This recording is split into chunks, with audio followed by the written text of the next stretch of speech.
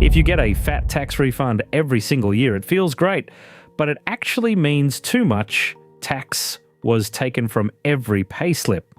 A $5,000 refund is an interest-free loan to the ATO worth roughly $200 in lost interest at a 4% savings rate, according to industry analysis. In this video, I will show you how to stop that and keep your own money working all year.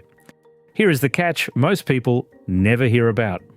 A PAYG withholding variation only covers one financial year and must be lodged by $30 April of that year, according to the ATO. Miss the date and you are stuck being over-withheld on every pay until the next year rolls around. Employers withhold tax using standard ATO tax tables built mainly on your gross wage and the tax-free threshold, not your actual deductions or offsets, according to the ATO. The ATO itself says the whole point of a variation is to make withholding best meet your end-of-year tax liability.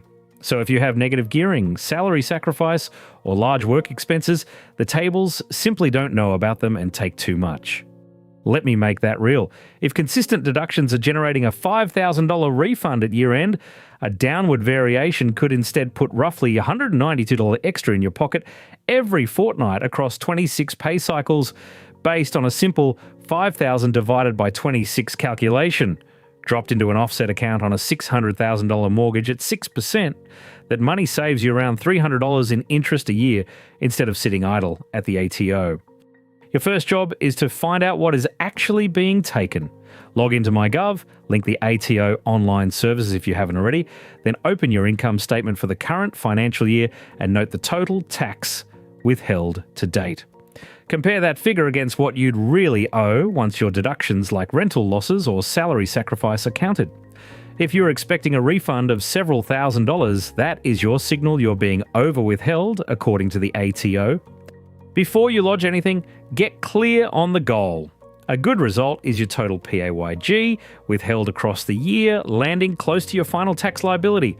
So your refund or amount payable is within a few $100s rather than thousands, according to the ATO. That tells you the money stayed in your pocket all year instead of being parked with the tax office for free. Now the main event. Gather your figures for expected income. Deductions like rental loss, work expenses, and deductible super, plus any offsets for the current year. In ATO Online, choose the PAYG Withholding Variation Application, NAT 2036, select reason code 12A2 for excess withholding, and explain your basis such as negative gearing, according to the ATO. You'll enter the tax currently withheld from each pay and the total withheld since 1st July. There is a second leak many people miss entirely, and it is study and training support loans. If your employer keeps withholding, say, $80 a fortnight for help when no repayment is actually due, that's $2,080 locked up at the ATO across a year, according to the ATO. At a 4% offset or savings rate, that needless withholding costs you about $83 in foregone interest every single year. Your third move tackles those study loans. Check your pay slip for any line marked help, VSL, or study and training support loan, then confirm your real loan status in ATO Online. If the debt is cleared or your income is below the repayment threshold, repayments aren't required, according to the ATO. To stop the withholding, you must both lodge the short PAYG variation using reason code 02A0 and give your employer a new withholding declaration, NAT 3093. Stack those two fixes together and the numbers get serious.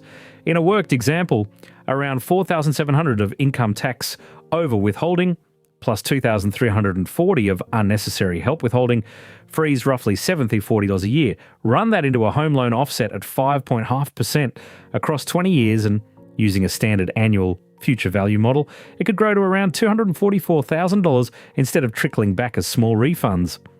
The biggest mistake is the mindset itself. Many people think a big refund means they did tax right, but according to the ATO, the main purpose of a variation is to ensure withholding best meets your end-of-year tax liability. So large, regular refunds are actually a sign your withholding is wrong and you handed the government an interest-free loan all year. The second common slip-up is forgetting that variations expire. A PAYG variation is valid only for the financial year starting 1 July and must be renewed if your circumstances change, according to the ATO. If your rental loss shrinks or your loan situation shifts and you don't update it, your withholding can drift out of line and leave you with a surprise bill. Let's run it back fast. First, check your real withholding in your MyGov income statement against your payslip. Second, lodge the variation NAT 2036 using reason code 12A2 for excess withholding. Third, stop unneeded study loan withholding with reason code 02A0 and a new NAT 3093. Aim for break even instead of a giant refund, and remember to relodge before 30 April every year. If this helped you see that refund in a new light, hit subscribe so you don't miss the next one. Next up, I'm breaking down salary sacrifice into super and exactly how much it really saves a typical Aussie at different income levels. Remember, this is general information only and not financial advice, so check your own numbers or talk to a registered tax agent before you lodge.